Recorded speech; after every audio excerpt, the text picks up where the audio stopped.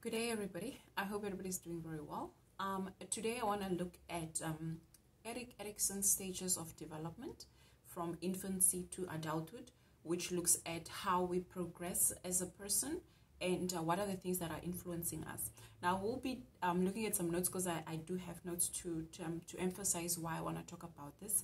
So Erikson maintained that personality develops in a predetermined order throughout one's life, okay? And there are specific things that are supposed to be happening during a specific stage so that you can grow either positively or negatively. Now, I know in most of my clips I talk about trauma, and trauma can have a very negative impact on your life, especially when you grow. And also it could have a positive impact as to how you now see the world differently and maybe want to do better.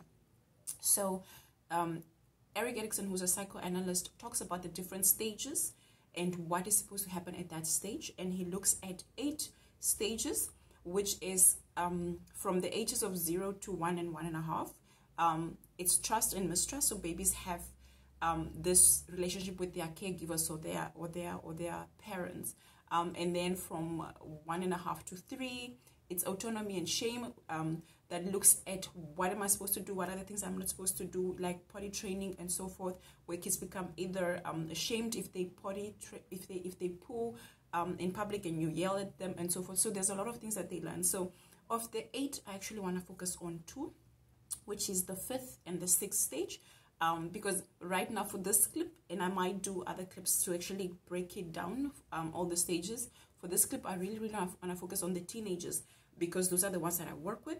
And those are the ones where a lot of the times they are misunderstood, because they also are going through so many changes where we need to help them become better as adults, okay? So the 5th stage talks about identity and role confusion, and the 6th stage talks about intimacy and isolation. So let's quickly talk about the 5th stage, which is identity and role confusion. So this is from the ages of 12 to 18, and it looks at how a child is becoming a teenager and how they need to now identify who they are as a person.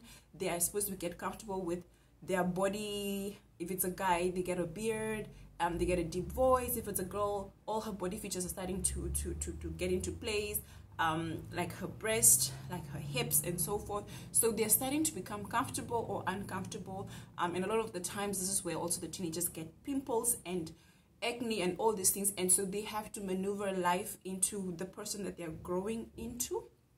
And with great guidance from guardians or parents, they can actually become much better individuals, because there's guidance there.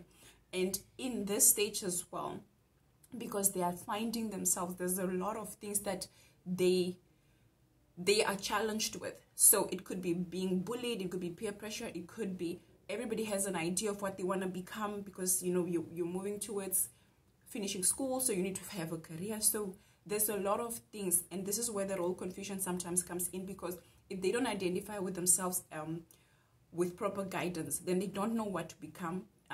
When they finish school, they maybe are not sure of who to be, because there's so many people looking down at them or scolding them and so forth. So this is where the role confusion might come in. And if they really have proper guidance, they find themselves, they identify with themselves. Mashallah, I don't like this, I like this, and this is what I want to be, and so forth. So it's both positive and negative depending on the circumstances. Okay, so that's the 5th stages of or stage of personal development or psychosocial development.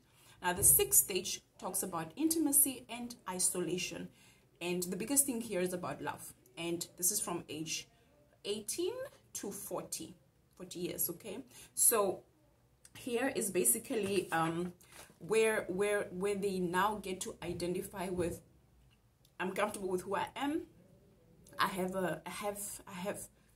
a future in my view. I know what I want to become. These are the people that I'm comfortable with. They form intimate relationships with people, meaning that they're friends that they rely on.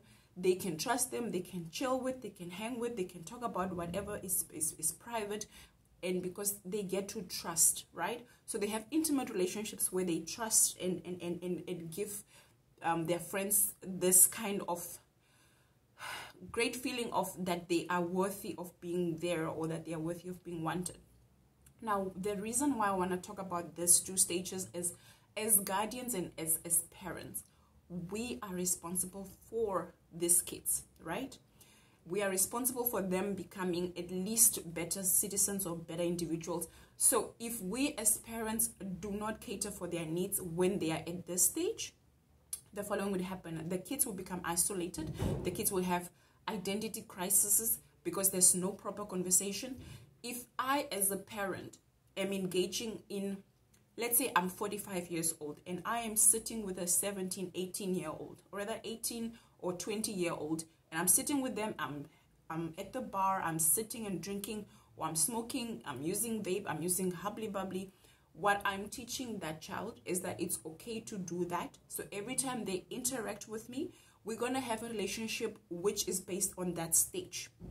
So if you're 45 years old, you need to be moving on to the next stage. But if you are at the stage where you identify with someone who's at a younger stage than you, then you are confusing them even more, because the roles get confused where they have to give you proper respect like a guardian or a parent. Now it becomes like a peer. You become a friend. You become their age mate. I want to say, and this creates confusion, because in public the child might be able to call you out on activities that you do, or the kids might actually, or the young person might actually give away your secrets, things that you talk about when you're maybe tipsy or drunk or high, whatever it is.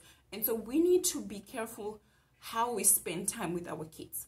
If you are an adult, if you are above the age that you need to be, please stick to your peers, stick to what you need to do. And also it's about self-respect, because kids mimic, or kids follow what we do as guardians or as parents. And if we are confusing them with being with them and doing things at their level and stages, then there's a whole role confusion, and we're not helping them develop into better adults.